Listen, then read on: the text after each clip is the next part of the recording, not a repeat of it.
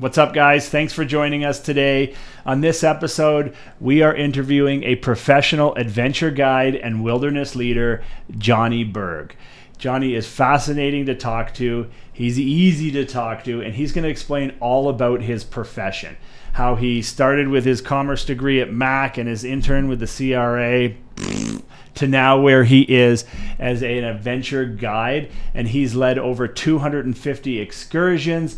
He's worked for the Clayoquot Spirit Lodge. He's done kayaking, hiking, skiing. He's in helicopters, and currently he's moving over to the Spirit Bear Lodge where he's going to walk side by side with grizzly bears. He's got a tremendous respect for nature. He spent tons of time in the ancient rainforests in the Pacific Northwest, and he's here to show his story. For me personally, I'm excited. I've got a son of mine who is super into nature, whether it's eating bark, playing with bugs, getting dirty. And I didn't even know this was a profession before I talked to Johnny Berg.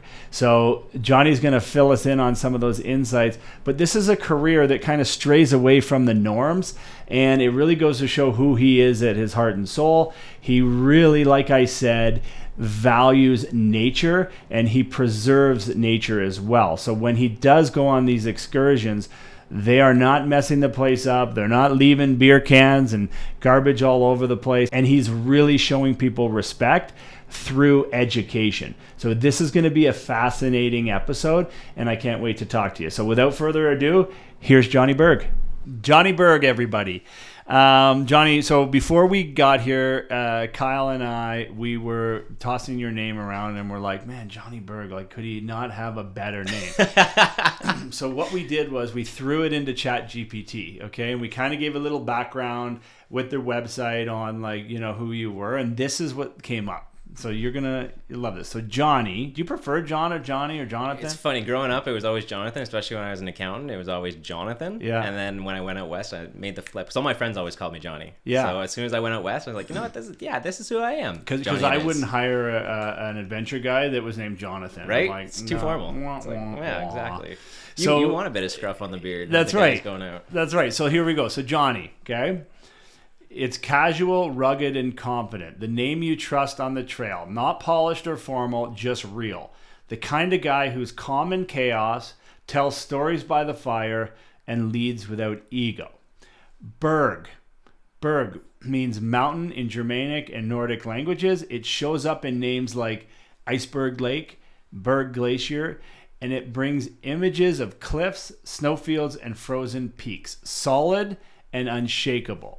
So put together, Johnny Berg sounds like someone who not only thrives in the wild, but lives for the extremes. Climbing, base jumping, Arctic treks, and makes it all look effortless. Someone who knows how to survive and live in places where people wouldn't last a day. It's a name that feels like a brand already, bold, authentic, and adventure ready. How's that for an intro? Absolutely brilliant. All right. So how close is ChatGPT? Cool. I don't know about the base jumping, but everything else was right up my alley. That's awesome. It's funny enough because my website is called Iceberg Adventures. Okay. So yeah, the whole mountain thing on my last name, brilliant. I love it. Okay, good. Spot on the money. Good. So you're a professional adventure guide, all right? And I've already told our viewers, you know, one of the reasons I've got you here is because it's a profession that's a little out of the ordinary, right? Like, you know, it's not real estate, it's not accounting, it's not business, it's not construction. So, like, you wouldn't really, like, if somebody's in high school and they go to their guidance counselor would be like, you should be a professional adventure guide. So, and I have a son who's, like, all into, like, I can't get him to do anything else. And so that's why I've got you here, and I just wanted to show people out there that, like, there is other things, right? And I know that you had your master's and your accounting background, which we're going to talk about, but it's like a whole 180. And sometimes when we're dealing with professions, people always look for the money, right? And totally. Then how do we juggle that with what we truly want to do? So that's why you're here, and we were here to give insight to people like that are kind of stuck in the middle and thinking maybe I did make a wrong move, and you know what? Johnny Berg might be that guy, okay, to help push them in a different direction. So tell us, who you are, where you're from, and what you do. Totally. All right. So great intro. A lot of background there. So grew up in Ontario, Yeah. Oakville, Ontario. Loved everything outdoors. I was a ski instructor in high school. Pretty much any times I could be outside, I was outside. All throughout high school, everyone said, "Yo, what are you going to major in? Where are you going to university? You're going to Queens, going to Western? Like, where are you going?" And I was always like, "Oh shit, like, that's a big deal. It kind of sets you up for the rest of your future." And, I was like, okay, I could get into Western, I could get into Queens, all the big Ivy League ones. And I was like, I just want to go to McMaster. It's a great school, right around the corner from Oakville. And you know what? Has trees, has loads of trees. And I should have known right there and then that, the city life wasn't for me. But I went to school, did all the things that people told me to do, went to class, got honors, did all the clubs, did the internship. So I did an internship at the Canada Revenue Agency in Big Business and International Audit for a year in between third and fourth year, and was like, you know what, like, all right, that was interesting. It wasn't really my cup of tea. That's learned gotta a lot. be boring. Awful. And back then, the suicide rate on those guys? All right, off the charts. Lifers everywhere, handcuffed to the desk. Yeah, it's a career and it's stable. If that's what you're into, it's stable. Great, go for it. But for me, I wanted to stay past 5. I wanted to work hard. I was ready for that grind. People are like, you got to make money. You got to put in the hours. Like, yeah, I'm young. Yeah. I want to do it. And when they're kicking me out of the office because they're turning off the lights at 5:30 because it's a government job, I was like, wow, this sucks. They're not nurturing me. And it's like, you know what? Maybe the big firms will be different. When I graduate and I go to, the big 4 accounting firms, it'll be great. So I did, and I got a job with Grant Thornton, and I didn't even start. I scoped it out. I talked to everyone, did the interviews, got accepted, had the contract. And I was like, oh man, like, they're going to pay for my CPA, and I got to stay there handcuffed for the next 4 years. Like, I didn't love my 16 months at the CRA. 4 years is a long time to commit. Yeah. So before I even started, there was an accelerated CPA program that all my friends were doing, and that was kind of the first defiance act that I did. I was like, you know what? Screw it. It's an acceleration program. I don't need it. Like, I can always do it differently later. I'm going to do something different. So after university, I went traveling for a year. I always wanted to go to Australia. So I went to Australia, and it's like, you know what? I went in July. My job's supposed to start in September. I can traveling's not for me. I can always come back. September, boom, start. Yeah. Now, I'm not too proud of what I did next, but I was having a ball in Australia. Absolute time. It was great. Figure. And yeah, funny enough. And so, 3 weeks before I'm supposed to start, I was like, crap, I don't have a return ticket. Do I want to cut this short? I'm having the time of my life. I worked my ass off for the last 4 years, 5 years to get where I am. Why would I want this to end? If this is where I'm trying to be, why would I cut it short to go back and then spend a week of my vacation once a year? When I look at all the partners and managers of the firm that were interviewing me, I'm like, these guys, I know the type. My mom was in the industry. I've been around the guys on the hockey team that are in the industry.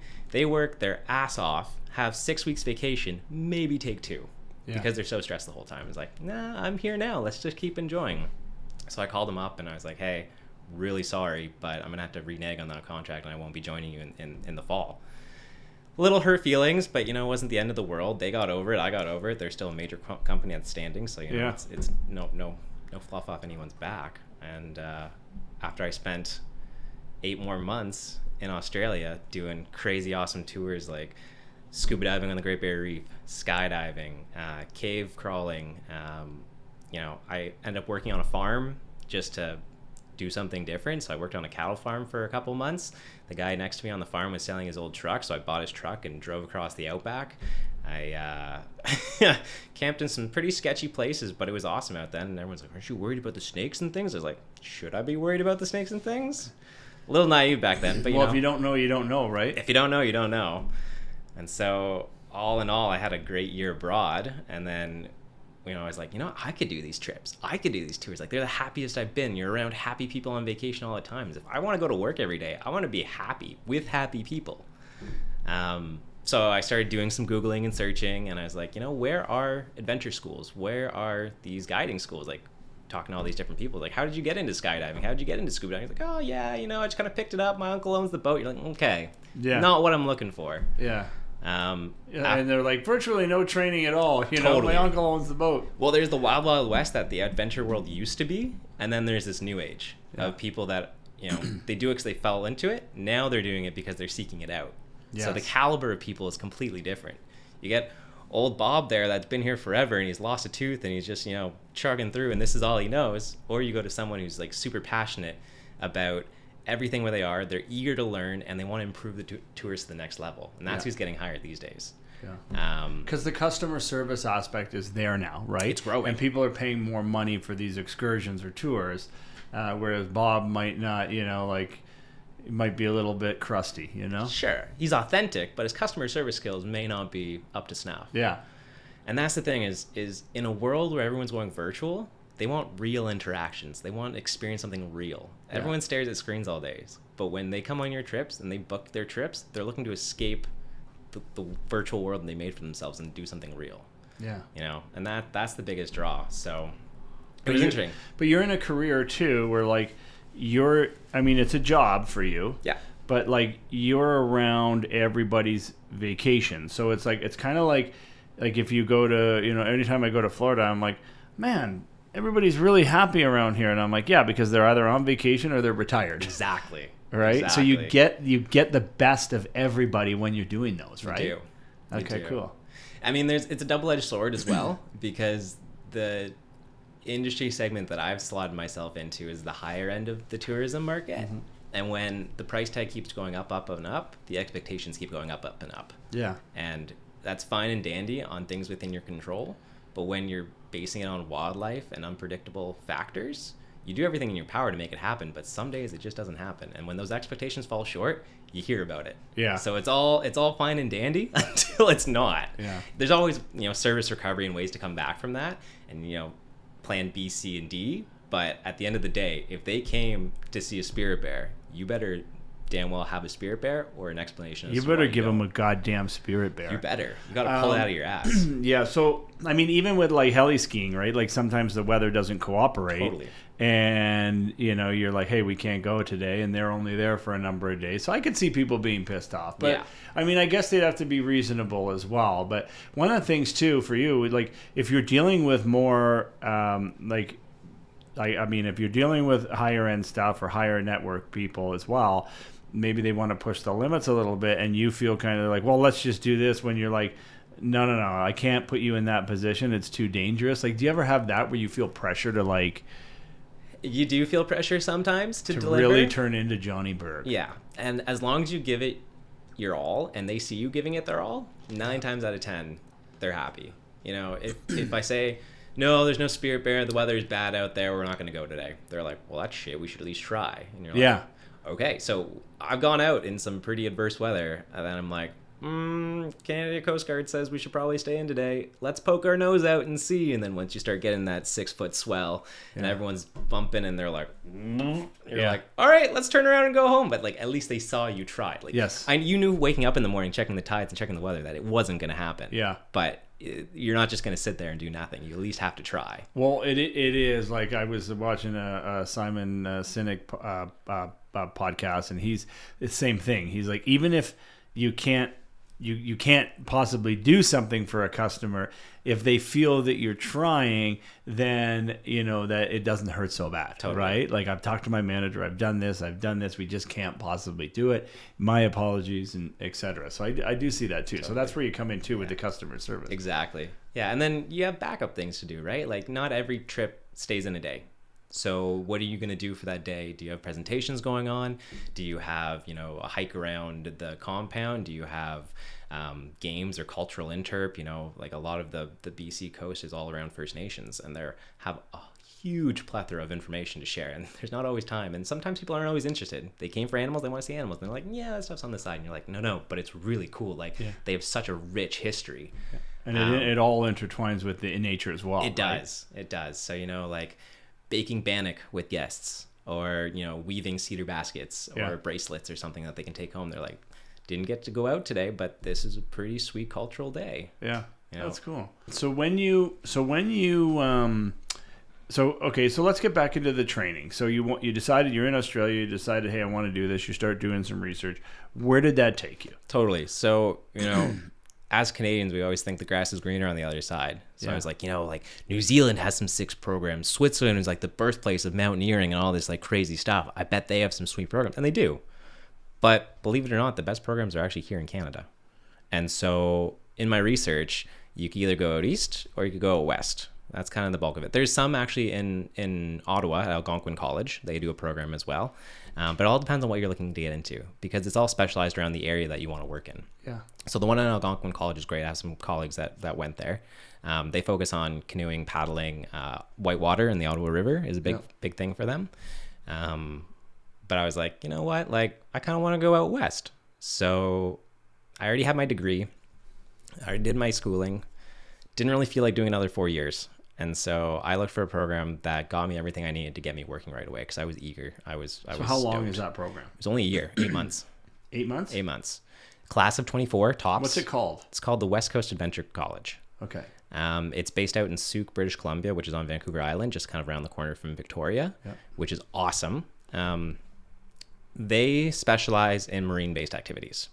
So I got certifications like my commercial SVOP, which lets me drive boats commercially with guests on board, your radio operator's license certificate, commercial bear viewing. We got our Sea Kayak Guide Alliance certification, and they over prepare you. So we were only going for our level 1, but they prepare us for the next level, which is the overnight assistant guide. Okay. We could have challenged right away and gone straight to that. I didn't think I was going into sea kayaking, so I was like, I'll just leave it where it is. But anyways, you come out with 6 industry certifications, and the major focus is around first aid and emergency response. Yeah, of course.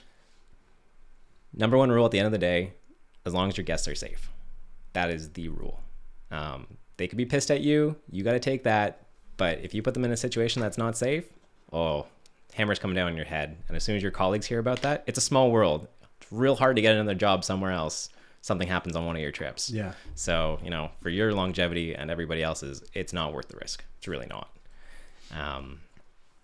So yeah, anyway, school was brilliant. I actually did it during COVID. They were still operating because everything was outdoors. Yeah. We had 2 classroom days a week. It over prepared us, and it was awesome. And it was great because everything was hands-on. So for one of our exams, we did a sailboat excursion for our marine navigation. So we did it on the sailboat for 4 days, steering, because we got our competent crews. We did a sea kayaking trip. It was supposed to be overnight, but it wasn't, just because of COVID and some logistical aspects. Yeah.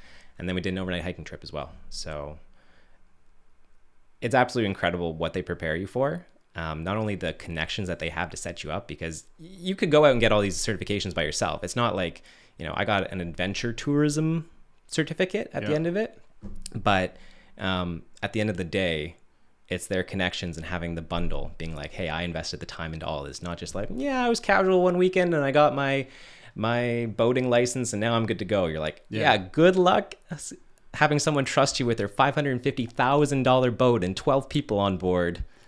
Do you find, I guess insurance is another story entirely. Do you find, and so do you find it's many men, women, a mix, 75%? Great question. It was actually more women in my program than men, believe it or not. Yeah. And the industry is changing. It used to be, like you said, old crusty dogs that just, this is all they know and this is what they do, to a lot more women coming into the industry, which is incredible. The prejudice is dropping. Like, it's funny. Me and my partner is also in the industry. We met at the Wildcoast Adventure College, and she gets the same jobs as I do. We work together in all these places, and it's equal. The pay is equal. The experience is equal. Everything is on par. So it's one of those industries that doesn't discriminate.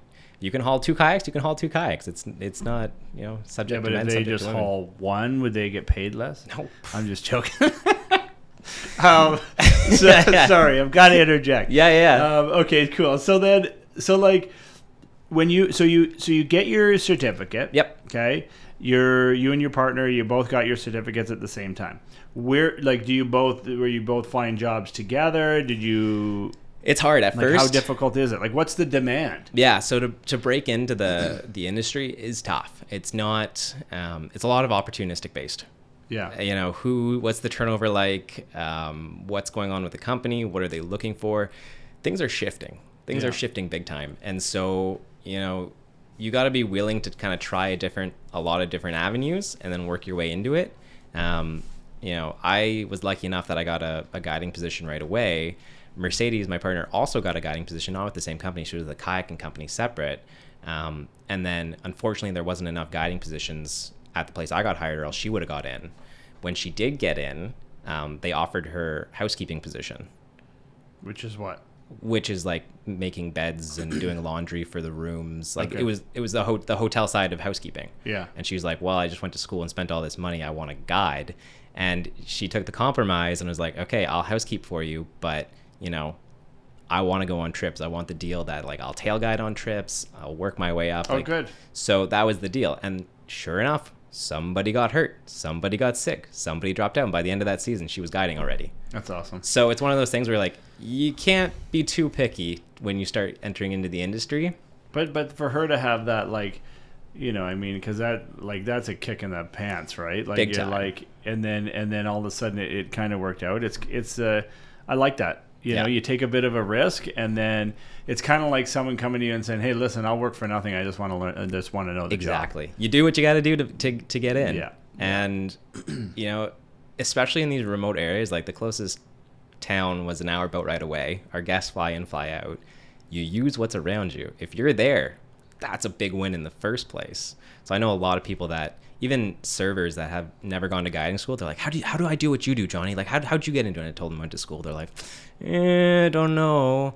But they've been at the lodge for 6 years. Yeah. And they're like, already have this great reputation with the lodge. They got their wilderness first aid, and they get a shot tail guiding, and then they work their way up from there. Yeah. So as long as you show interest and that you're keen, and this isn't a whim, because a lot of people will be like, I love hiking, I'm going to go into this, and this is my job. You're like, that's not how this works. Do they have like physical like requirements? I mean, on the contract, they say you got to be able to lift 50 pounds and all the rest and everything, but you just got to be able-bodied. Yeah. Able-bodied and willing. There's some grimy work. You're hauling kayaks, you're cleaning boats, you're, especially preseason prep, we're the go-to for everything. So maintenance departments at these places, they're either fantastic or it's a solo guy and they need help.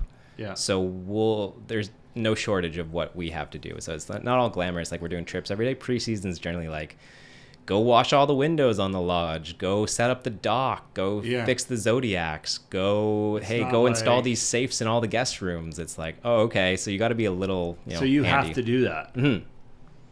Sounds like our office, Kyle. Jack of all trades. Yeah, well, we're like setting up signs and shooting houses and so that's in the contract that you have to pick up the slack. So you're right. It's not all like, crikey, there's a bear. You've got to really like, so you like, if you had to, you'd have to clean, do beds or make beds or. And we have done that before. So if there's a full turn, the whole entire lodge is booked out and there's a new turn coming in the next day. Because it's not like a regular hotel where people just show up and leave whenever they want. These remote places, they come in on a day, they leave on a day, and the new guests come on that new day. So you have like a 2-hour window to flip the entire property. So when that happens, either, you can stagger them a little bit, and so there's no one in that room, so you don't have to worry about that when the housekeeping team can get it done. But there's also been times, because the place I worked at had tented accommodation. Yeah. Luxury tent. Beautiful canvas tents. Water beads right off. Furnace, propane fire furnace in the rooms. Heated bathrooms with outdoor showers. Gorgeous tents. But at the end of the day, it's canvas. So to flip these rooms, they're not like back to back to back with a wall in between. You gotta like book it between the boardwalk to get to each of these rooms. So a lot of the time it's just spent in transit. Yeah. So us guides, we may not have the housekeeping finesse, but we tore through and just stripped all the beds so that the housekeepers can actually come and do them all nice and proper. But we're taking towels, stripping beds, vacuuming. We're good at vacuuming. Yeah. So we're kind of the jack of all trades, and it's in the rainforest. So another time, to help out maintenance, the tents start leaking. Because they can withstand a lot of rain, but in a rainforest, if it's rained for 3 days straight, those tents aren't going to do anything. They're soaked. So they start dripping through the rope that's holding them up. And then they're dripping on guest tents. So what we did is 7:30 at night, we've already done our tours for the day. It's pissing rain. We book it and we start setting up all these tarps. So we're on top of the tents, hanging from trees, tying ropes, getting the things set just so the guests don't get wet. Anything so the guest experience isn't.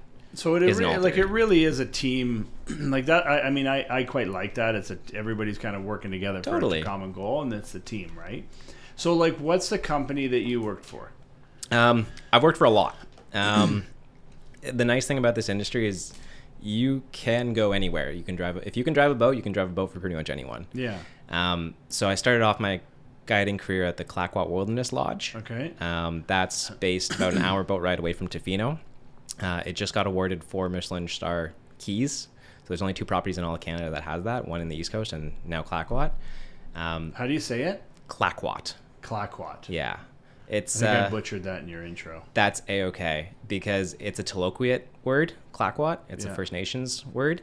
They were trying to say Toloquiet, and then when the settlers came, they're like, who are you guys? We're the Toloquiet. You're the who? The Toloquiet. You guys are the Clayoquot. Great. And then so it's been changed. Okay. A lot of stuff on the West Coast happens like that too. So, and that's why I don't get hung up on anyone saying it wrong, because it is. But it's the Clayoquot Biosphere region. It's a UNESCO World Heritage Site. Gorgeous.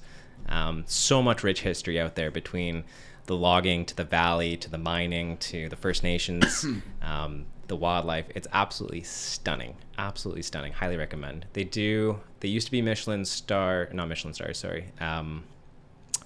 Relais and Chateau status, but when the ownership changed hands, it got bought out by an investment firm and given to an Australian company to manage. And when the Australian company took over, they're like, I don't know if this is really worth the money to pay for the Relais and Chateau status when we already have our own brand set up. So the food is top notch, but not technically Relais and Chateau anymore. Okay, so that's just a standard. It's just a standard, yeah.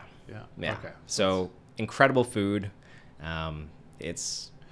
It's awesome. So go through like some of the adventures. Like, what's the biggest kick-ass adventure? Like, you and I talked about heli skiing earlier, but just like for you, what's the biggest adventure that you've been a part of? I say adventure because I guess that's what it is, right? Adventure guide or totally. So the best tour I've facilitated. Like, if somebody's out there and they're like, I want to go on one of these trips, what's the sell? What's the selling feature right now? My absolute favorite trip that I've ever facilitated was at the Clayoquot Wilderness Lodge. Yeah. Wildlife is great. I love wildlife, and I always will, and it's something magical about watching wildlife, but there's also something about living in the moment. So for me, the best trip I did was an adrenaline-based canyoneering trip at the Clayoquot Wilderness Lodge. It's this little gem, so nobody really thinks about it when they come, and then they experience it and they're like, wow, I can't believe that wasn't advertised more. And what it is you start off the trip by getting geared up at Outpost in full wetsuit, booties, helmet, life jacket, the whole shebang. And you're like, oh shit, this is real. Like, what are we doing? And you're kind of sweating like a seal. Like, you're sweating getting up there. And then you got to hike all the way up to the top of the valley, which is about 8 kilometers or so. We take e-bikes up there to make it a bit more luxury. We rip up on e-bikes. We hop in the glacier-fed water on paddleboards, paddle upstream, and then once the river starts getting choppy, we park the boards on the side and we start traversing up the white water. You're jumping, you're swimming, you're climbing on ropes. To get back down, you got to do some cliff jumping, which is sweet. And the absolute gem at the top pool is if you hit it at the right season, at the right water level, there's salmon in the top pool waiting for you. So you just climbed up all this white water, done this really cool stuff. You're hot because you're in a wetsuit, but you're cold because the glacier water is so fresh. Jump in the top, start swimming, and see this beautiful pink salmon just doing their migration up the river, and you're just snorkeling with these salmon. Yeah. That is pretty spectacular. It's definitely one of those unknowns that you're like, I didn't even know this was here. So then I guess from there you'd have to traverse all the way back down. All the way back down. So then with that, I mean, I guess, so how many people go with you on something like that? And how many guides are there? Generally, it's a 1-to-4 ratio. Okay. So if there's 2 guides, well, we typically do 2 guides on this one because we don't want anyone getting swept away. We need some downward containment. Yeah. 2 guides, 8 people, max. If there's a big family, like a big family reunion comes and there's like 12 or 16 people, we'll send 4 guides just to be safe. And what if somebody doesn't even have, isn't physically there to do that? That's the thing. That's when we kind of got to be like, hey, this is going to be hard on you. This is you're going to be tired at the end of this. And sometimes they're like, yeah, I can do this. And then they're halfway through the bike ride and you can already tell by the way they're biking. You're like, this is going to be a long trip. And so if you do have the guides to spare, one guide will hang back with that person. So they'll go as far as they can. Like we said before, you got to show them you're trying. Yeah. And then you send one guide to hang back. So you're calling audibles the whole day. So how does it work then? So do I go and book a tour and then stay at the lodge, or do I just go to the lodge for a week and then I pick what tours I want? Exactly. All inclusive. So you show up. We try to reach out to, generally it's travel agents that book this place. So we reach out to the agents, we reach out to the guest, and we say, hey, this is our itinerary. This is the season you're coming in. This is what's available. Between the tides of this day, the weather on this day, this is your recommended itinerary. And we build them an itinerary. It takes hours, absolute hours. So like how much would that cost? Peak season, because there's peak season rates and off season rates. So off season, you're likely to get more rain. Peak season, more sunshine. Both offer their different, varieties. So it's not like one's better than the other. Peak season, when I was there 3 years ago, it was $3,200 per person per night. Okay. Not including flights in. Holy shit. But that includes everything. So $3,200 a night, which includes your board, includes or like your room or your tent, your food, your excursions, all the any excursion gear you want, any gear you want. If you need a fishing license, it includes the fishing license. It's everything. So then you'd have you wouldn't have very many family like I guess you would, right? You do. You wouldn't think it was a lot of families, but it's a lot of families. And honestly, it's a lot of families from major cities where their kids have never seen dirt before. We got bikes that the kids can rip up and down on, and they go nuts because they've never seen a dirt road. And they're like, I can go anywhere. You're like, yeah, you can go up to here, but like, this isn't a city block. There's no harm here. Like, go nuts, enjoy nature. This is what it's here for. Kids love it. Parents love it because they can sit and have their 5-star meal with wine included and booze in the bar and cocktails, and then the kids run up and down. So it's a wonderland. So you have a family of 5. You've got over 15,000 by 16 grand plus tax. Yeah. And then how does that work for you? Do you get tips, or how does that work? We do get tips. Okay. Every place I've worked at, tips are different. In this one specifically, it's 10% gratuity, and it goes to a pool. And so that's split evenly among the guides, the chefs, the housekeepers, the front desk, the maintenance. Everybody gets a part of this. So is it included in the fee, or no? Okay, so it goes extra. Yeah, so you get tax, 10% tip, and then there's a $400 eco fee on it as well. So that's for our government of Canada. Well, yeah, the taxes, the eco fee is really cool, actually. The eco fee is sweet because that literally just goes to the company and they can do whatever they want with it. I thought it was kind of What do they have to do with it, though? Well, that's the thing. I don't know what the rules and the legal things are. What they have spent it on is charitable donations to different initiatives around the Clayoquot Sound, which is great because there's so much research on kelp and the whales, and there's a million things that need money. So part of it goes there. They've been building it up over the years, and what they did recently, and I was a part of getting the paperwork put into place on this because I was also the administration manager in the off season there for a while. What they did with a large portion of it was they were running diesel generators to power the entire place, summer and winter. Now, to get diesel there, they had to ship it in on a barge. Yeah. So you can imagine how big those bills are once you realize how much it's taking to turn the lights on. Yeah. They spent a large majority on solar panels. So the big draw of this place, it was the Wild Wild West back when, and they had 2 horse fields. They turned the upper paddock into the solar panel farm.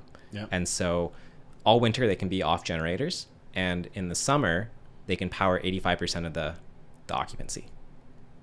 Wow. Isn't that incredible? In a rainforest. Yeah. We did surveys to figure out if hydroelectric was better, there's a stream, if tidal electric was better, and believe it or not, in a rainforest, solar won. So where exactly is this place? Vancouver Island. Yeah. It's on the island. It's on the island. So it's on the island, but there's no roads that connect it. Okay. There's Strathcona Provincial Park in the middle of it. Yeah. And if you follow the Bedwell River all the way down to the Bedwell Sound, it's right at the edge of the sound. You'd never be able to build there this day and age. It's absolutely gorgeous. It got grandfathered in. The tents are over top of the estuary, which the estuary is a very sensitive environment. And the fact that we have tents and accommodations there, incredible. Tell me more about the estuary. What is that? So an estuary is where a freshwater stream meets the ocean. Okay. It's, where the intertidal, where the salmon start running up, where the bears come to, eat those salmon that come up. And it's brackish water, half fresh, half salt. Super sensitive. Kind of where the meeting of two worlds. Okay. Absolutely incredible. Beautiful. Yeah, that's a term we don't really use here in Ontario, is estuary or brackish water. Yeah, for sure.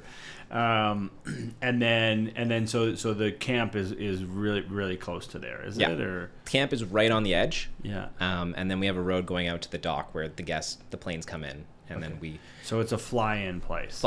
So you would you'd fly to Vancouver. I've seen the pontoon planes. Oh yeah, the red ones. It's an experience. So you'd fly in, and then are there bears there and like? Totally. So you asked about my favorite tour. Yeah. If it wasn't going to be the canyoning, it would have been, we call it the Sights of the Sound tour, because you go out and see all the sights of the sound. And you take a Zodiac boat, so this big inflatable boat. It's rigid hull boat, so the bottom is a real hull, but then the outside's an inflatable, and those things can take a beating, and they're awesome. You go around Vargas Island, you circumnavigate it. You go down one channel, which is known to have bears at low tide, so you got to time it just right. See black bears galore. Then you zip out, and then you see whales. Oh, wow. Yeah. So a lot of black bears on the island or grizzly? Black bears. Okay. There's no grizzlies on Vancouver Island. At least that's what they said up until a couple years ago. There's always been a couple on the North Island that everyone's kind of been like, yeah, they're there, but we don't tell people because then they freak out. Then someone photographed one. They're like, oh my gosh, there's grizzlies on Vancouver. And then people are losing their shit. Yeah. And they're like, we don't want them here. And you're like, they have a right to be here. So they swam. Yeah, I was going to say, how from the mainland, circumnavigated the archipelago. And how would they do that? Like, what, like... Oh, they go where the food is. It doesn't freeze over, right? It doesn't freeze over, no. You just got to worry about turbulent tides and currents, but they're pretty smart. Killer whales, maybe. Whales, Damn killer whales. So then, what about, like, heli skiing excursions? Like, when we went, we went up, it's just north of Whistler. Pemberton, and then we used a company. It was called Coast Range Heli Skiing, and they picked us up there, and we had heli for the day. It was awesome, right? I mean, to talk about weather, it was like we couldn't have got better weather. Like, are you into doing stuff like that? Or because even when we did that, we had to do a survival training and avalanche training. We were geared up with our vests on and our homing beacons and all that. So, like, have you done that? Are you going to do that? So I'm not a certified mountain guide. Okay. I don't do heli skiing because then I need a whole nother 3 years, and especially in the heli skiing industry, there's a pecking order, and you have to work your way up, and it takes a long time. And I was like, okay, I'm an ocean guy. I drive boats, I do sea kayaking, hiking, all that stuff.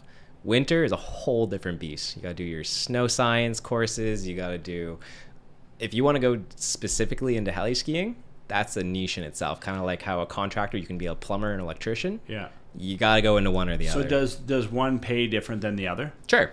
Totally. So the heli would pay a little bit more than...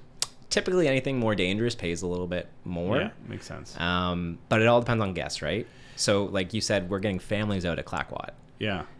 Heli skiing, you get a lot of boys trips. Yeah. And the boys tip. Yeah. So the pay might be comparable, but the tips aren't. And that's all on you. Okay, yes. So if you're a go-getter and you're a personal guy and they like you and you gave them a great week, because they're generally with you the entire week or however long your trip is. So if you make a really good rapport with them, they will tip you well. So we talked about an adventure with the boat and the heli, and that's like a millionaire's adventure, right? Yeah. Like, can you touch on that? I know it's not your realm. Totally. But just tell me a little bit about that for our viewers out there, for those guys looking for a bachelor party or anything like that. Tell me about that. So Ty's gawking at this amazing trip. It's run by Bella Coola Heli Adventure. They rebranded recently, and they pair up with Maple Leaf Adventures. They use Maple Leaf Adventure boat. Maple Leaf Adventure is a small ship sailing cruise that do things in the summer, but in the winter, they lend their boat and captain to Bella Coola Heli Sports, and the MB Cascadia, gorgeous double hull boat, drives up and down the Sunshine Coast, and you helicopter ski from this boat up into the coastal mountain ranges. So where does it park? Like, where is it in? Ooh, great question. I have no idea. No? I know. I'm pretty sure it docks in Bella Coola. Yeah. Is my guess, and then it takes people up and then back. But I haven't inquired into it enough to know. Because myself. would it? I'm trying to think of that town that's on the way up to Whistler. Squamish. They've got the big rock face there. Yeah. Like, isn't that where the inlet kind of stops, or is that? That's kind of where the inlet stops. But to get to Bella Coola, you could fly in, or you got to go on the interior highway to get up there. So what mountain would they ski then, or just the coastal mountain ranges? Yeah. I'm pretty sure you'd be on the backside of the Caribous, but they're not like they're not, you know, people don't ski them. No, nobody else is there. That's the thing. It's like nobody else is there, so you have fresh tracks. So they every get day. up in the morning on a boat. They have their 5-star meal or whatever food, it is, yep. And then they jump on a heli. They ski for the day. They come back. They eat. They drink. They go back again the next day or whatever the tour is. Totally, that's pretty. It's cool. incredible, absolutely incredible. And there's a million of these little niche excursions. Right. And the thing about these companies is they're not scared to try new things. So if you don't mind being the guinea pig, they'll set up a trip. All you got to do is inquire, because if the bookings aren't there for the next year and it's a wide open slab, you can pretty much do whatever you want if you have the right price tag on it. So there's some pretty incredible things you can do. These small ship sailing cruises are absolutely breathtaking. To wake up parked outside one of these estuaries and see a bear walk across while you have your morning coffee. Yeah. That's incredible. That's unreal. The smoothness, the calmness, and the key to at least the adventure tourism I do, nobody else is there. You do these remote things. You may be, you know, based in a town or a coastal community, but when you go out on these trips, you're the only ones, which is so breathtaking and so special. You know, in a world jam-packed with people, it's nice to get away from people sometimes. Do you have any, like, are there any, like, rules where, like, they can't bring their phone? Funny you say that. Everyone's really uppity about their phones, as we are, because they're, you know, our lifeline these days. Yeah. The locations we work at, sometimes, like, for example, Clackwatt didn't have Wi-Fi in the common areas, only in your tent in your room. If you want to be on your phone, great. Out of sight in your room. Yeah. But in the common dining, the bar, the outside area with the games, the sitting by the campfire, no Wi-Fi. And since we're so remote, there's no cell service. Yeah. So people use it. Doesn't matter. So, all right. Well, let's pivot here. So take me back. So, like, I mean, your mom's CJ. Mm-hmm.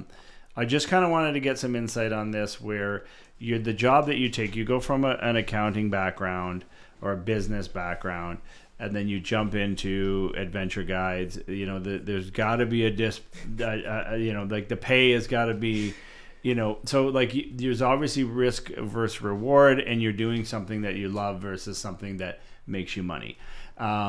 Your mom, I mean, like, what kind of influence did she have on there? She, you know, she was the CFO at age 26 to Marks and Spencer, or at Marks and Spencer Canada, and then obviously had kids, and then she was the CFO for Agway Metals after that, and then for her, so she's done that, right? And she had that, you know, stress, money. I don't know how much fulfillment there was for her. I'm sure it comes in stages with that. But she was also the VP of Agway Metals as well. And then she's had this, like, shift, right? So it's kind of like, did you see your mom doing that, or did you, like, because right now she's a licensed soul therapist, right?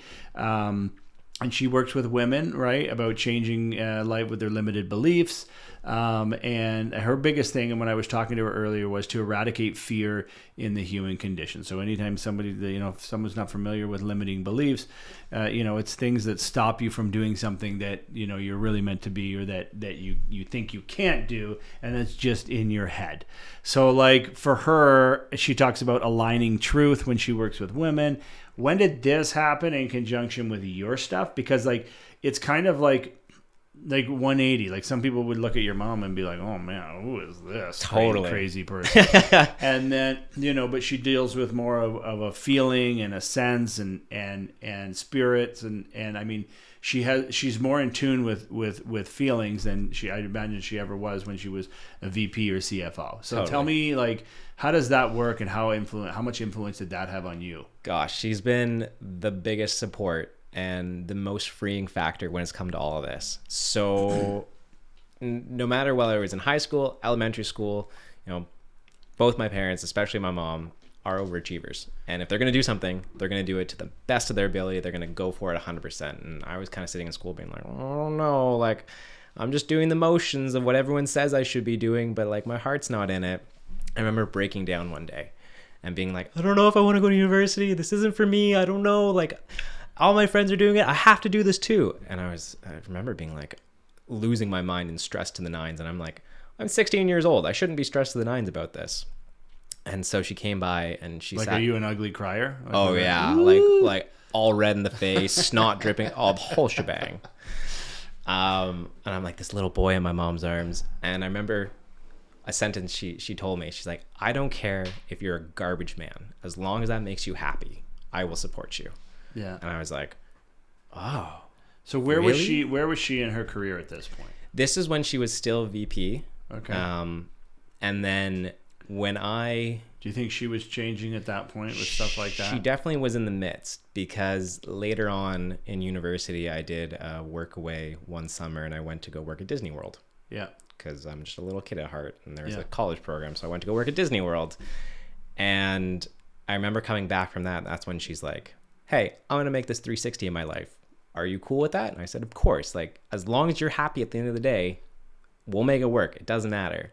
She's like, okay, good. And kind of from there, when I started going down my hospitality route, is when she started going down her own path to kind of deviate and do what she was really passionate about. Yeah. And so ever since then, she's been fully supportive, and she reminds me all the time, especially when I jump from one lodge to the next. And contract work is variable. If you're looking for a 9-to-5 and benefits and pension and stuff, don't go into guiding. But if you're wanting to have the time of your life and, make the most of it, 100% go into guiding.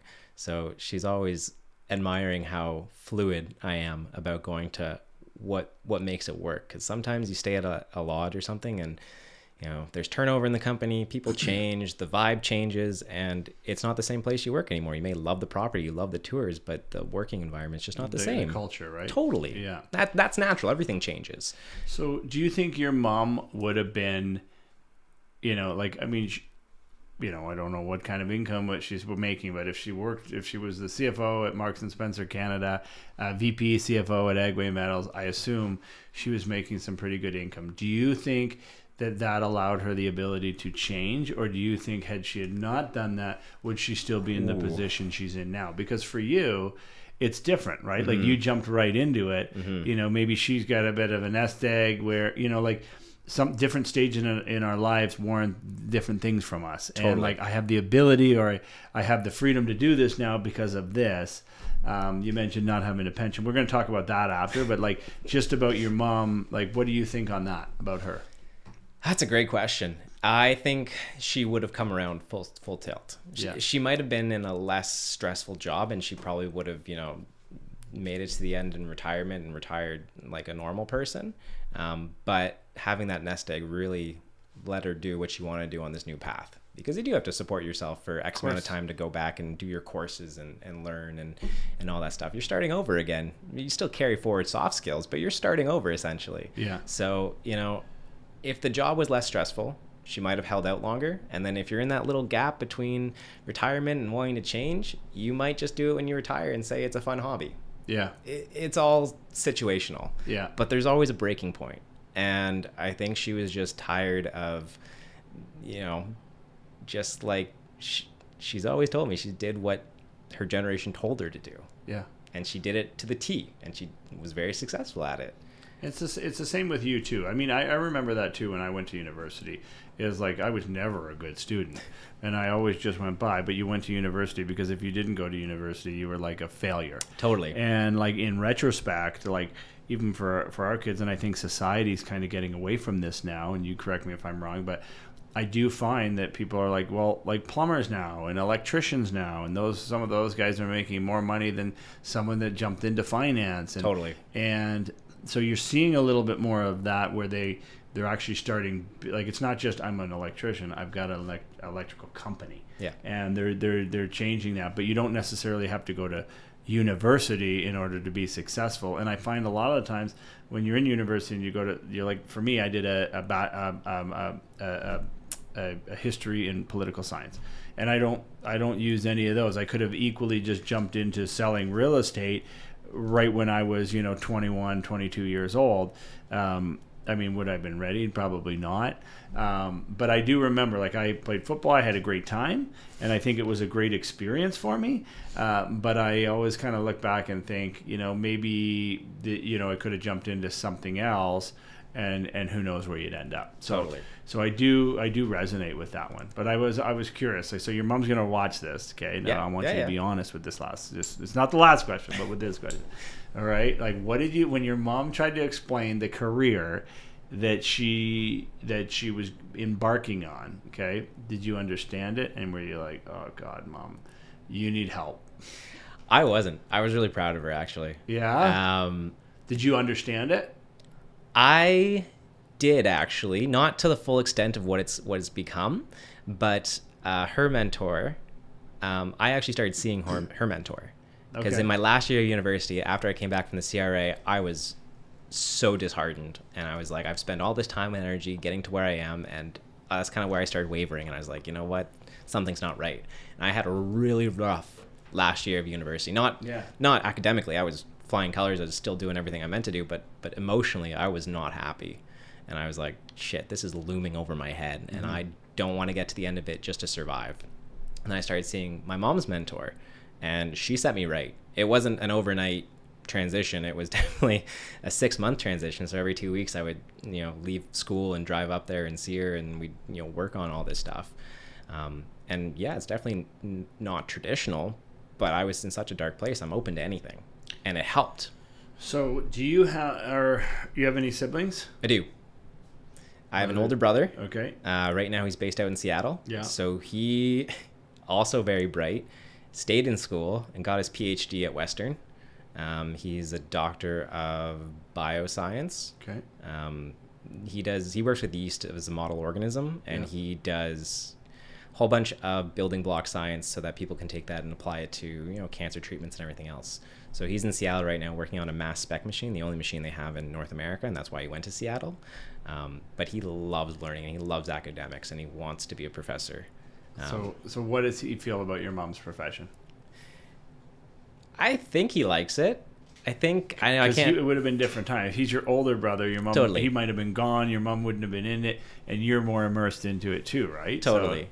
So, I don't think the thing about our family is we're all very open. Yeah. We'll try anything once. Yeah. So he's tried it, and not that he doesn't support her, but I think it's more. He bases things in rational thought. Yeah. So he is not is in tune with his emotions. He is very emotional, and he's very on it, and he's very responsible. But I think he still takes longer to kind of grasp what's going on sometimes. Yeah. Whereas I just like, let's trust it. Let's go with it. Yeah, trust your gut. Yeah. Right? But again, he's super supportive, and he loves everything she does. But it's always like that difference, like kids can grow up in the same household and they have totally different ideas of what they want to do, right? Totally. Same parents and everything like that, right? And you and I talked earlier too about like picking your university based on how many trees were on campus. And I told you before, like I can remember, being recruited to Guelph, and they were like, you got to come here. It's 75% women. So I'm like, you got a point there, right? So it's like, it is interesting on what you value versus what you don't, right? Yeah. So let's keep on going, I guess, or let's jump into you again. So like for you mentioned no pension or anything like that. Like what does that look like in an industry like yours? Is the thoughts like, we'll segue to where you're going here, but like, do you think, would you open up an adventure company of your own? Would that be in the future? Do you have any ideas of doing something different? Like, is there anything like that? Totally. I would love to start my own outfit, 100%. I actually have a business plan all drawn up and ready to go, just waiting for the right investor to come by and the right time in society.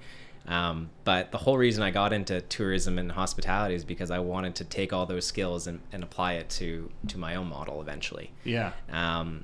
pretty much the niche I would love to fill one day is there's a lot of first generation Canadians. Okay. And a lot of first generation Canadians, we might have grown up going to the conservation and camping and, making fires and building tents. But a lot of first generation Canadians don't have any of those skills. No fault of their own. It's just nothing they were exposed to growing up. Yeah. So then they come here and they see everyone around them doing the stuff and then they want to try it.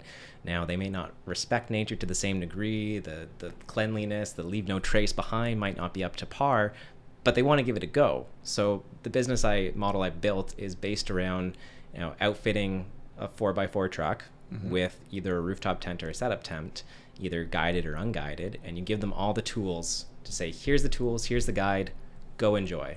Yeah. And one of the hardest things for people who just get into nature and camping is booking campsites. Yeah. Believe it or not, that's the hardest thing. If you're not on the campsite registry right the minute it opens for the season, it's busy. Good luck. Yeah. So anyways, the company I propose would aim to fix and target that consumer base, the first timers, and then you get them hooked, and then you start having affiliates with gear companies, then you sell them all the gear later, and blah blah blah blah blah blah. Yeah. So anyways, that's what I would love to do one day, whether the conditions are right with the financing, the economy. Obviously things are happening right now, and there's a downturn, so the market that I'm trying to target may not have the funds to spend on these fun items, for lack of better terms. So we're just waiting for the right time in the economy. Would that be out west or would that be Ontario? That'd be Ontario. Yeah. Yeah. Because the camping scene really is like people all summer go around to different parks and experience, different. Yeah, they do a circuit. It's awesome. Yeah, it's pretty cool. Yeah. But and there's another portion of our society that doesn't know anything about that, right? They don't know what they're missing. Yeah. So where are you going now? So you mentioned you're working for a company now where you've had to get your PAL, your possessions and acquisitions license, okay, for a firearm. For firearms. And you are it's like grizzly bear adventure. Like, tell me more about the company, where you're going, and what that is. Your partner going with you? Totally. So I'm going to a place called Churchill Wild. They're one of the oldest companies doing polar bear tours up in Churchill.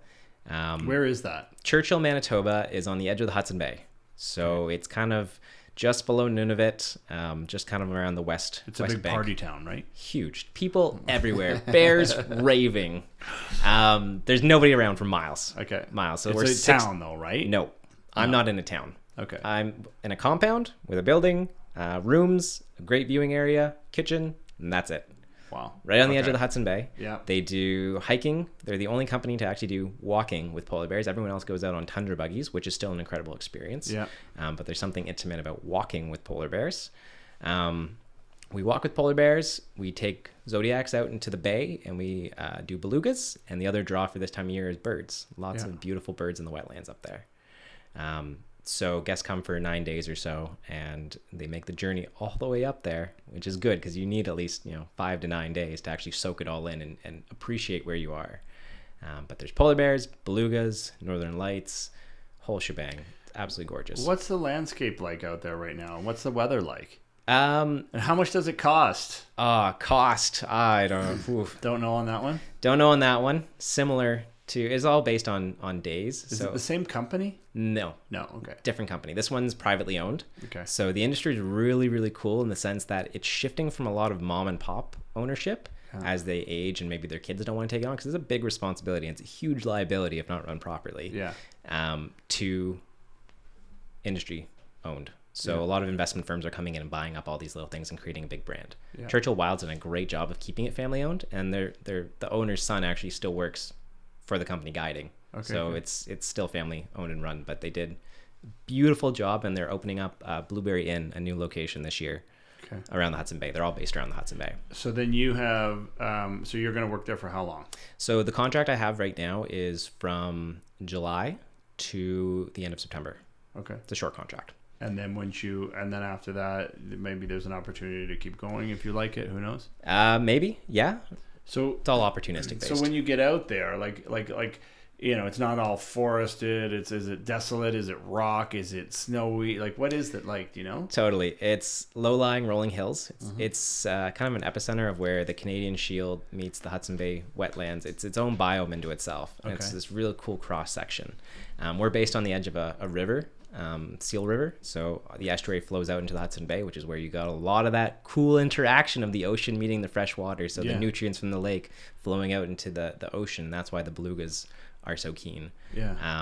But the landscape's dynamic, and so for me, I've been based in BC this whole time in rainforests, in ocean with salmon and orca and gray whales, all these beautiful creatures. Yes, there's some transitions over, but a lot of this is new territory for me. So I know what questions to ask, but I've been doing research for the past 2 months to try and get myself up to snuff. Now, I was, lead guide over in BC, but when I come to Churchill, I'm a tail guide again. I'm back at the bottom. So until I learn the ropes and get myself worked up to the top, yes, I have all those soft skills of group management, first aid, everything else. But when it comes to the naturalist interpretation side, I got a long way to go. And I know that. And the number one rule is never lie to guests. If you don't know, there's no harm in saying, that's a great question, I'll get back to you. I do that the same, believe it or not, in real estate. Because you'll find that if you do say something that you're not, even if you're not sure, and you say people will always they'll figure it out, and then all of a sudden the trust that's broken. Oh yeah. Right. Yeah, it makes for a long week when you're. So then you come in there, and you would be like, so you're at the bottom end of the totem pole, and then you use your safety training. But then you're observing in terms of, when they're talking about the history, because I assume there's a lot of history out there, the landscape. And then is there any indigenous communities out there? There are indigenous communities for sure. There's a ton up in Nunavut, and the thing about the Hudson Bay and where this lodge is located, it was always a transit point to get from the northern area down to the south. And so there's a lot of history that goes on. And believe it or not, in Churchill proper, not where I am, but in the town, there's so much First Nations influence, and it's great. As if you can give more jobs to locals, please give more jobs to locals. It makes for 100% better tour. They have personal stories. I love learning from them. And you got to be very careful when you're guiding to respect everyone's boundaries. So there's some stories that I've learned out on the West Coast, in the Hehe's Kitasoo territory, and there's stories out there that I've heard and I could repeat, but I can't tell guests because they're not my stories and I don't have permission to tell them. There's a couple that I could tell. So it's kind of one of those like, ooh, I would love to tell you, but it's not my culture. Now you can't just bring it up. No. What stories can you tell? I can tell personal stories on experiences I've had with guests. I can tell, stories of the land. Anything that's published in a book is generally free reign, as long as you preface it with, hey, this is so-and-so's story from this resource. The thing about guiding is we're not biologists, we're not scientists, we're not doing this. Yes, there's citizen science that we help with, but we don't crunch the numbers. So we can only interpret what we see. So when you talk about boundaries, right, you're talking about somebody coming in and indigenous boundaries and things like that, or like disrespecting the land or the culture. So so that does happen with certain guides or guests. Yeah, some guests, the Spirit Bear Lodge where I worked, I was super blessed to get a job there. It is 90% staffed by indigenous, which is incredible. Absolutely incredible. It's in their territory, it's in their town, it's like the gem, and people come there for the cultural heritage. Some don't, though. Some agents will book it because they heard great things about it, and then the people show up and they're like, what is this shit? I just want to see a bear. Like, I just want to drink in the bar. Exactly. And so coming in, being that bridge of cultures, because European traveler and the First Nations may not see eye to eye to things. They're culturally different. Like Germans are very abrupt, and that's just their culture, which is great. But First Nations see that as being aggressive, and so sometimes they don't want to share stories with them because it's not them. So we're the bridge to be like, hey, let's try this, and you kind of make peace and have everyone come together and bridge that gap. So there's a million different angles about going at it.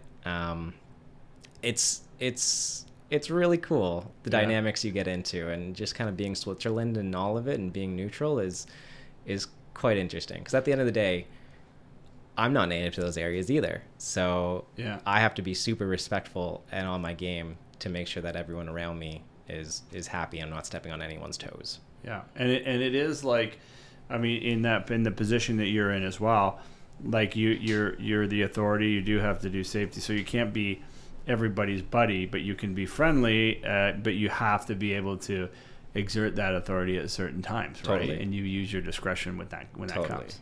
Okay. Yeah, safety, no problem using that. No problem at all. When it comes to the feelings and the emotions, that's when you got to tiptoe around sometimes, and sometimes you got to be like, nope, that was out of pocket. Don't say that. Yeah.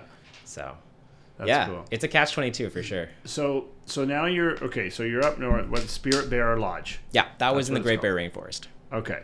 What's up in Churchill? What's it called again? In Churchill, it's called Churchill Wild. Churchill Wild. Okay, Yeah. So if anybody's out there, look, I'm going to Google Churchill, Manitoba as soon as I'm done here because I'm really curious about that. So like you have all these different guides. Do you not think that, when you go from mom and pops to these commercial conglomerates, like, yes, you'll gain a little bit more in income, but do you not feel you lose some of that culture or like just the passion for the business? Believe it or not, the mom and pop shops actually pay better. They do, They do. Yeah.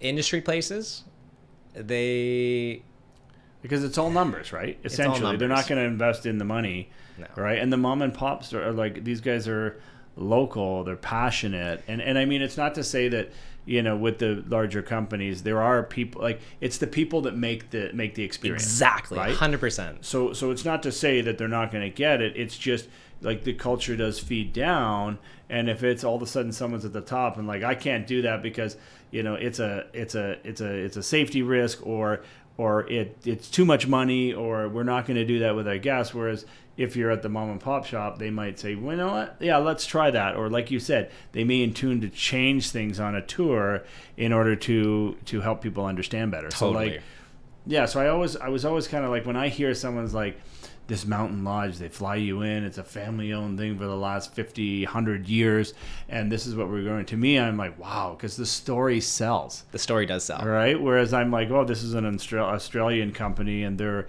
$1 billion company. Yeah, great. But am I going to get that same experience that I'm going to get here? And and to me, and I mean, I'm not being, you tell me if I'm wrong, but just how I would look at it is like, I got this local, maybe I don't have the 5-star dining, okay, but they'll give me a glass of bourbon at the end of the night and they'll tell me a great story, and then I can experience that way of life a little bit differently than someone that's just floated in. Totally. And it all depends on what kind of traveler you are.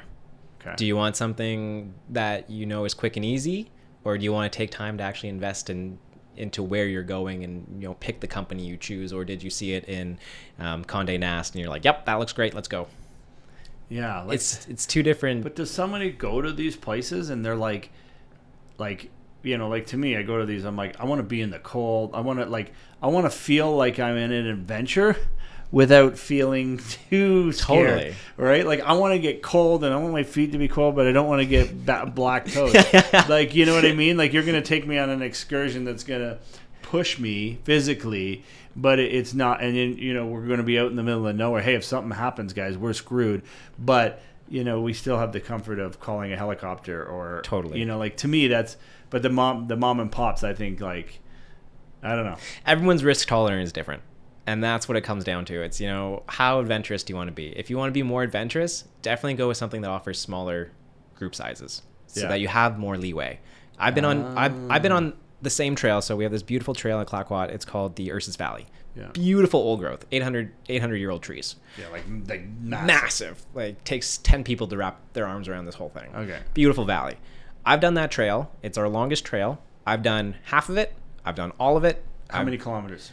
It's probably about 8 kilometers round trip. Okay. So it's a decent jaunt, and you have the option at the end of this hike to get picked up in a helicopter, which is awesome. So you can either get a helicopter bumped up to the top of the mountain, have some nice bougies, bubbles, and everything at the top, or you can fly back to camp. Your choice. That's like proposal territory, right? Yeah. All the time. Yeah. Okay. Which is fantastic. But, everyone's risk tolerance is different. So, what I take the family on, because at Clayoquot we had private groups, what I take the family on and the speed and the pace I do is different because I took an ex-army guy out and he wanted to go bushwhacking. I was like, hey, there's this cool stream I've never got a chance to explore. Well, let's go explore. And you're like, sweet, sounds good. Yeah. Everyone's risk tolerance is different. Well, and that would be it versus a family, right? Like if you're Kyle here, my media guy, my videographer, he is like he could throw him out in the wilderness and he can survive, right?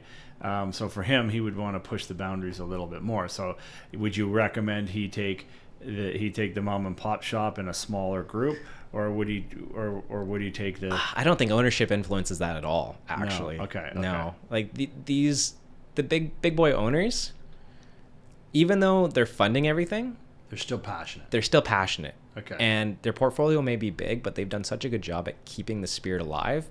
Like you said, you want to hear the stories, you want to hear everything. They want to keep those stories, but they don't want to get sued. So it's not like, the Wild West old days where people are getting trampled by horses and stuff like that. But, it's less, I can't even describe it. Like some of the things that you hear horror stories about, before the investors came, is like, oh yeah, they were growing weed on their front porch at Staffacom, and then the investors came and they're like, you can't do that. Those are the kind of stories that you're like, is that really a bad thing? It makes for a good story, but at the end of the day, you're like, okay, let's. And I think that goes back to like how the training now, too, right? Like, totally. because you just have somebody that might just go and I want to learn from you versus now. I mean, it doesn't surprise me in Canada because we're heavily regulated that they have these courses that are, subpar or sorry, they're exceptional. Than other places in the world. That doesn't surprise me at all. Yeah. So I guess going forward here, do you see yourself sticking around Canada? Or I know we talked about your business plan and that could be an option for you in the future, but like, Australia or New Zealand or, you talked about, where did you talk about before? Like Iceland or like. Totally. Do you see yourself going there? Like, would your partner go with you and say, hey, you know what?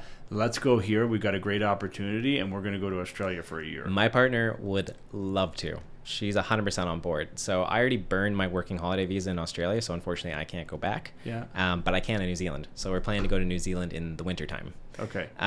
There's a lot of natural progressions in this industry, and you'll hear a lot of colleagues kind of following the same. You start off in one area, then you expand into another, and then, for us, if we could, we would love, once we get enough experience up in the Canadian Arctic, we'd love to go to Antarctica. Down south. Yeah. But again, it's just different boating experience, different regulations. Like the nice thing about Antarctica is it's in international waters. Yeah. So you don't have to get a special work visa for Antarctica. But the best thing about this industry, you can go anywhere. And because you have 6-month gaps, like, at most a season is going to be 6 months at most. And so you can check in with yourself, be like, hey, is this where I want to be? Would I come back next year? Did they like me? Did I like them?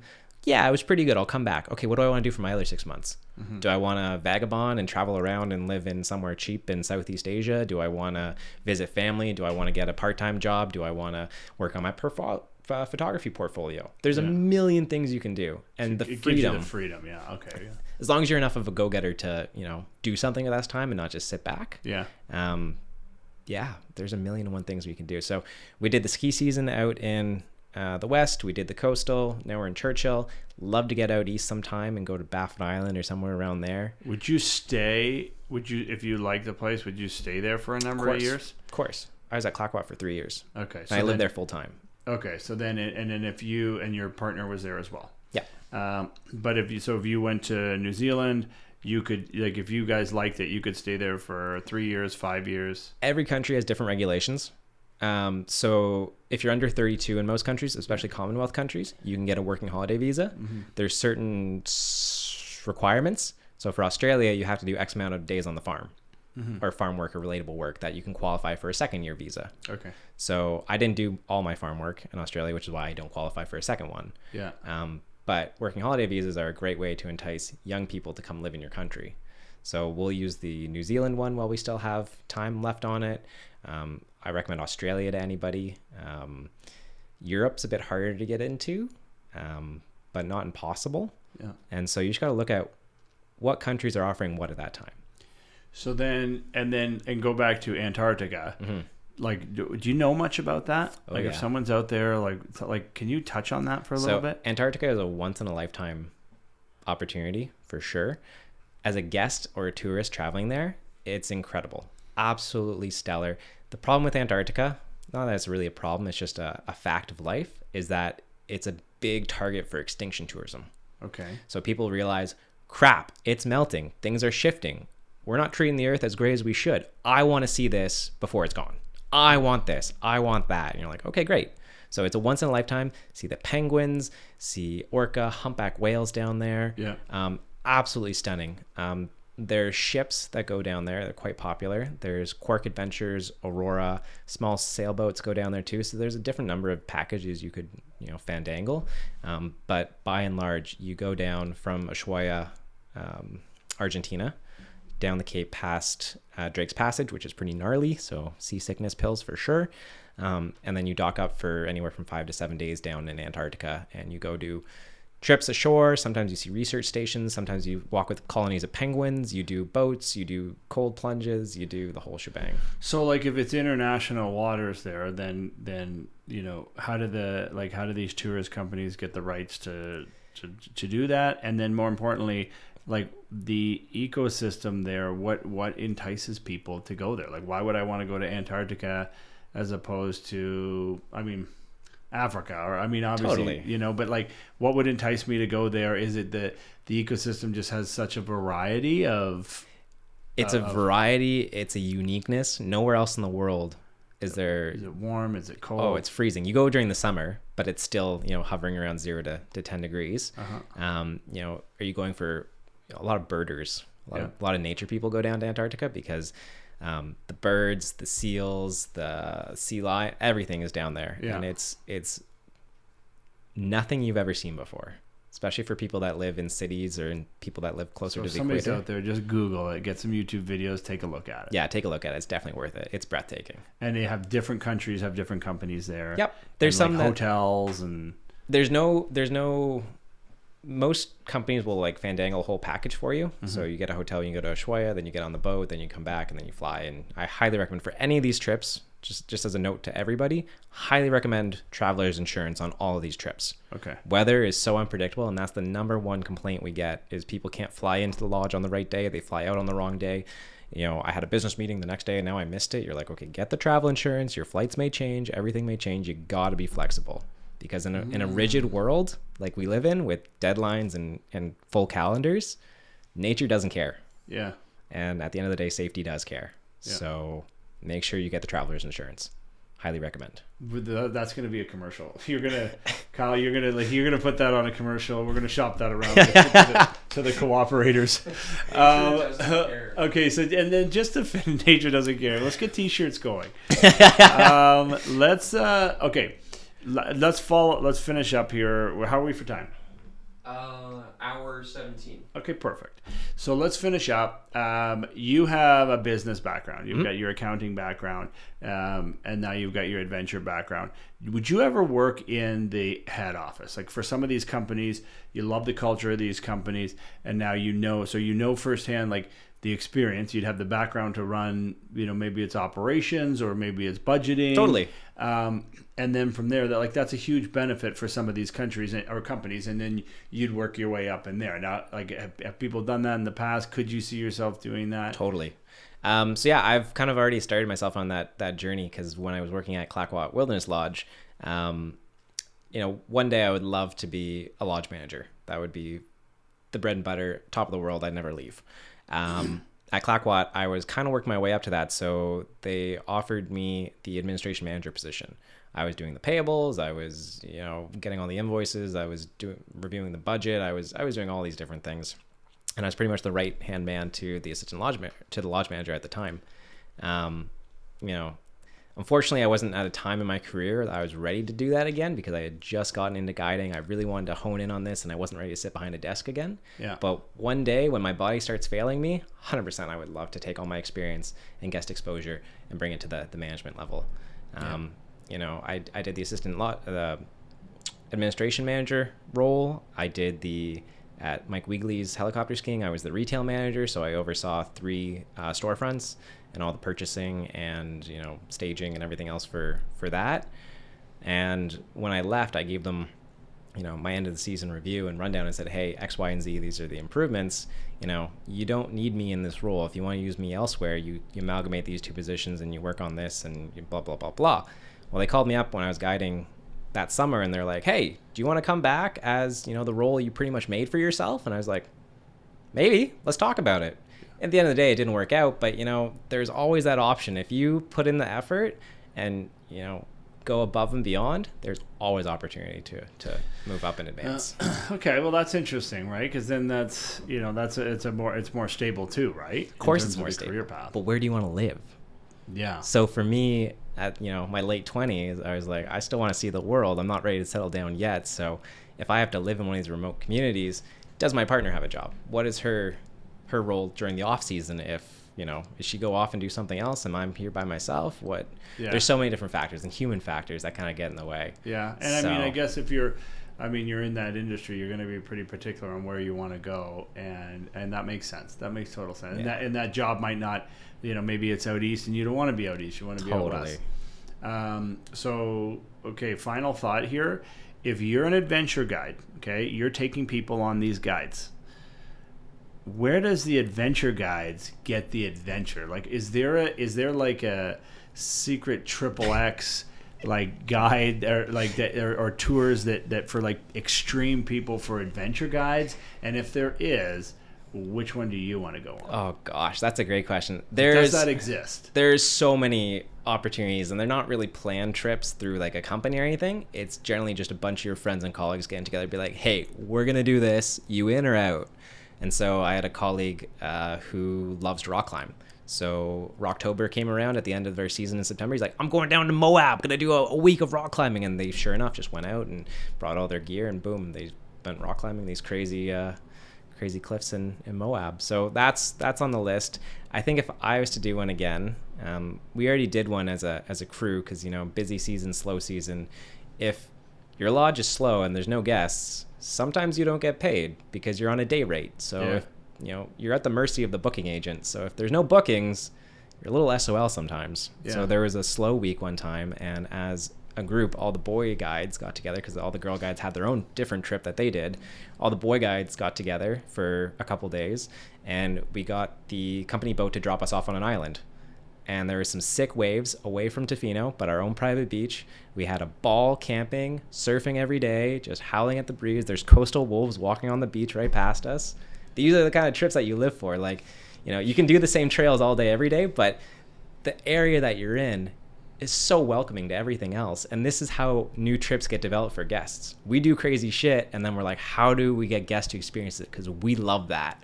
Well, how do we get the guests here? Yeah, so that's cool. It's kind of like going up to Killarney and doing your portaging and staying there by yourself for a few days, right? Because it's still, I mean, it's all good and it's all fun, but if there's something happens or some dangerous, you know, the situation, that's when the training kicks in. Totally.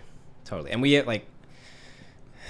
have lots of gear, and I will always spend more money on gear because I'm a gear junkie. But we have our own sat phones, we have our own Garmin inReaches, we have all the safety stuff that we just bring anyway. So the company may provide you with some of that stuff on some of your trips, but I always recommend to have your own, because you don't know. So if there's any issues, you can basically get a hold of anybody at any point, at any place in the world. Totally. Even on Hudson Bay. Yeah. So for example, I'll tell you a story. I don't know if we have time, but I'll tell you. We do. Great. Yeah. You know, not everything is perfect when you guide, and especially when, you know, you make the most of it. But when I was in my beginning stages, it was one of my first heli adventures. Took up this really nice family, and they were stoked just to see the mountain. I was like, great. So we go up, and the heli pilot actually stayed with us at the top of the mountain for a while, and I start seeing some fog roll in, and it's really common for the top of these mountains that still have snow on them to develop this kind of cloud, get socked in is what we call it. And I was like, hey, man, should we get going? Like, the clouds are coming in. The weather was supposed to be clear, because the weather doesn't care about, you know, the minute microclimate. And we're like, we should probably get going. And he's like, yeah, for sure. So by the time we finish our hike, get back to where the heli was parked, we're completely socked in. You can't see more than 2 meters in front of you. And we're like, can we fly in this? Nope, it's illegal. So of course we pull out all of our emergency stuff. I start making a fire, and the people loved it. Like, the best thing about guiding is don't let the guests know how screwed you are. Yeah. Because then that just ensues panic, and then everyone else is there. So I always like, holy shit, we're gonna die! We're gonna die! But they were loving it. They're like, this is so cool, and we're like a swan. Beautiful on the surface, but kicking like hell underneath. And so I pull out the emergency bag that I brought, that the company gave us, but I also had my own pack that I packed in it. Yeah, just hunker down. We're stuck here. Might as well enjoy. But I start counting how many sleeping bags I brought. So I brought mine. There's 2 in the emergency pack, and then there's like 3 guests. And I was like, well, shit, how are we gonna ration these things if we have to stay the night? Because that's a very real chance that it's getting dark. You can't fly past dark, and we might be socked in, we might not be. So my 3-hour trip that was supposed to be an up and down on the mountain turned into a 8-hour trip that we got back just before dark. And not everything's perfect, but the guests have this incredible story. They had the time of their lives. They're in the city. They've never been, out in the wilderness before. And I remember them coming to me right as they got on the plane to go home. They're like, thank you so much, Johnny. Like, we were so comfortable with you. We knew you had us. No problem. Like, can we go again when we're back? And I was like, yeah, no problem. But we're not going to get stuck next time. They're like, yeah. Okay. And they had the time of their lives. But, we had a very real possibility of sleeping up on the mountain that night. Yeah. Even though the tented accommodation is, just at 14,000 feet below us. That's so cool. It's crazy. It's absolutely crazy what can happen and how quick things can happen. But that's why we go to school. That's why we're prepared for these things. That's why, I had the emergency kit, but I had my stuff too. Is that the biggest emergency that you've gone through? That was a close one. No one got hurt. And yes, we would have stayed the night. It may not have been perfectly comfortable, but we would have made it. So, that was a woo, but it wasn't like a shit got real. But you haven't had to phone a helicopter in because someone's broken their leg? No. Ski guides go through that a lot more than we do. So at the ski lodge, they have a doctor on call. Yeah. So every week they have a different doctor there, and the doctor stays and skis for free. And if anything happens, the doctor, but broken legs and ankles are so common in heli skiing. Okay. So it does happen. But I think the scariest thing I ever had happen was I was taking these 2 ladies, probably in their late 50s, up the canyon. And the canyon's pretty intense. Yeah. And so we get to the very top pool. They're doing great. They're kind of hesitant about some of the stuff, but they, muster up the courage. And they're like, yeah, we got this. I'm like, great. These ladies are sick. Like, they're just, like, going to send it. This is sweet. We get to the top pool, and they're like, yeah, we want to swim with the fish. So I pull out the snorkels and everything from my bag, and we're 2 seconds into the snorkel. And the one older lady turns to me. I was like, my heart doesn't feel right. And I was like, oh, is that normal for you? Do you have a condition? And the guests fill out waivers and everything and tell us about their pre-existing medical conditions before. So on the notes we get of the manifest, we're like, okay, taking these people out. This is their age. This is where they're from. This is what they have. Yeah. So we know there is nothing listed. And then she's like, yeah, it's just really tight. And she starts grabbing her heart. And her friend's like, oh my gosh, she just had open heart surgery. And I was like, oh. So they never told you. They never told me. And because we were finally in the cold water with our faces in the cold water, it must have been cold shock. And she just, kicked in the irregularity. And I was like, shit. So we're out in the middle of nowhere. I don't swim with my medical kit, and my dry bag's back at the little point where we're just swimming around this one circle. And I was like, okay, do I rush back there and get, aspirin, Tylenol to, pop and hope it there's a blockage or something? And I'm like, okay, we just need to breathe. And like at this whole time, you're completely calm. And the canyon's like a big bowl. And so I Spider-Man my way up, and I was like, okay, before I rush to conclusions and, try and get her, bigger help, let's see what it actually is. Because her friend is freaking out more than she's freaking out. Yeah. So I Spider-Man up the side, and you can always grab them by the scruff of their life jacket. And I'm pretty much Spider-Man up the side. I'm holding her out of the cold water. I'm like, okay, if she just breathes and gets her grip, is this going to pass, or is this something else? And I'm holding her there, and she's like, this is really nice. I'm like, oh, yeah? You enjoy this? And she's like, well, I'm just glad you're here with me. And I'm like, okay. And then in my head, I'm running all the scenarios, and I was like, okay, I got my radio. It doesn't reach all the way in the canyon, but I got the sat phone. I was like, okay, that should clear the sides if I have 30 seconds to talk before the satellite goes. There's an egress point up here, and I'm all these different contingencies are planning.